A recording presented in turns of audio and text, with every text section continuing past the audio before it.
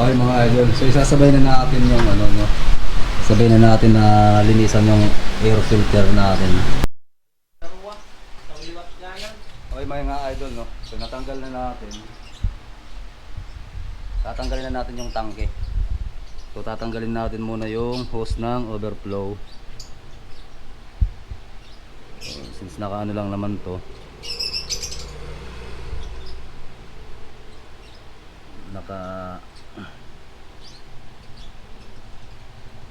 Naka-clip lang naman. Ayan. Tapos itong isa ganun din. Ayan. So tanggal na. Natanggalan natin yung dito. Tapos yung sa fuel natin tatanggalin din. Yun. Ito, hilahin nyo lang yan. Tapos hila to. Then sunod yung ito tatanggalin nyo rin, naka ano siya, naka coupler no, sa ilalim, tatanggalin nyo. So pag disconnect na yun lahat, so ito angat, pag angat ito hila. Ang bigat. Tatabi muna natin dito. Yan. So ito na yung ano natin, yung air filter natin no. Sa air filter natin, bubuksan natin tong air filter no. Yan. Ito lang naman gagalawin natin, air filter. So okay, so natanggal na natin yung mga bolt.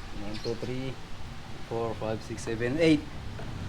8 pirasong bolt. Tapos ito i-disconnect natin sa ilalim. Ganoon din, coupler type.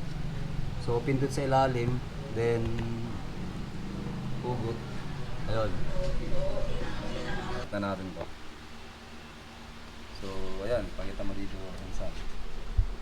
So marami dito no.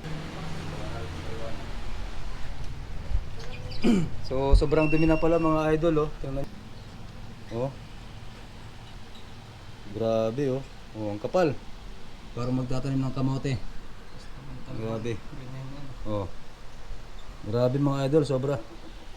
So ngayon, lilinisan muna natin, pero dapat ano to eh, palit na talaga to.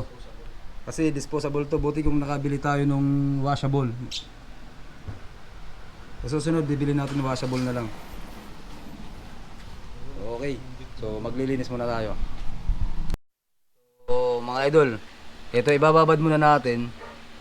Tapos kakain muna tayo no, babalikan natin mamaya. Okay. Hinugasan natin no. Kasi hinugasan natin kasi bibili na rin naman tayo ng bago, pero next week naman hinugasan muna natin to. So next week bibili tayo ng bago, babaklasin ulit to. Kasi magpapalit tayo ng sprocket, isasabay na natin 'yon. So sa ngayon, ito muna habang wala pa yung order natin, parating pa lang. So nabaklas na rin naman, isinabay na natin no. So linisan muna natin. Tapos dito. So ayan. Pupunasan muna ulit natin yung mga paligid. Saka natin ibabalik yung tangke. Ito na yung tangke no. So natin kakabit sa unahan no. Nasalpak na natin, nasalpak ng nipensan yung ano, yung nandito. Tapos yung dito naman papasok dyan. So pasok na dyan. Ikakabit na dito sa bila. So ito yung tinanggal natin kanina, ibabalik na natin to. Ayan, naglock na siya. Hilahin nyo ng konti. Naglock. Huwag namang masyadong hila kasi baka mapigkas. Tapos ito mga idol, so hindi naman yan tatapon kasi yung FI gagana lang yan. Tatapon lang yung gasolina natin kapag naka-on yung susi, kasi naka-computer na nga yan. So ilalagay natin to. Sa R15 ko pala ganito din, pero nagkamali ako kasi hindi ko na-lock yan talaga, hindi ko na-push. Kaya nung time na umaandar ako, tumigil siya. Nung tumigil, bumubuhos dito yung gasolina ko. Kala ko sira na motor ko. Nung nakita ko to, hindi lang pala siya nakakonect ng maayos. Yan. Ganyan dapat, tulak. Gaya niya na.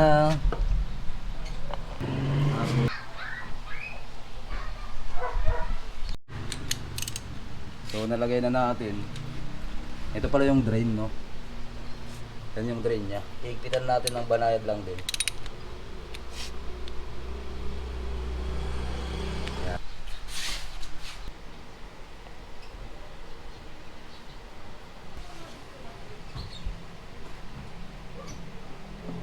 So yan, isa.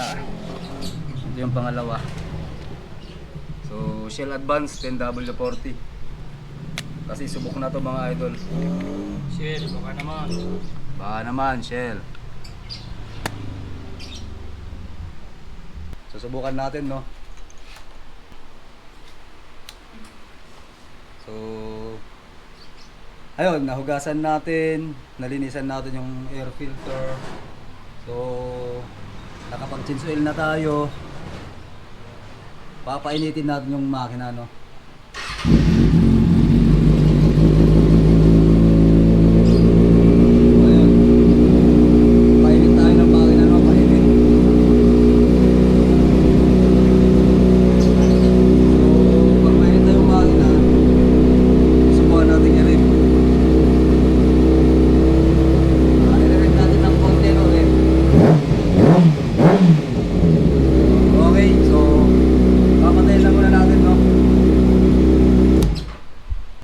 Fairings niya, no? So ayan lahat. Tapos ayun, ibabalik lang natin, no? So papakita ulit namin mamaya pag okay na.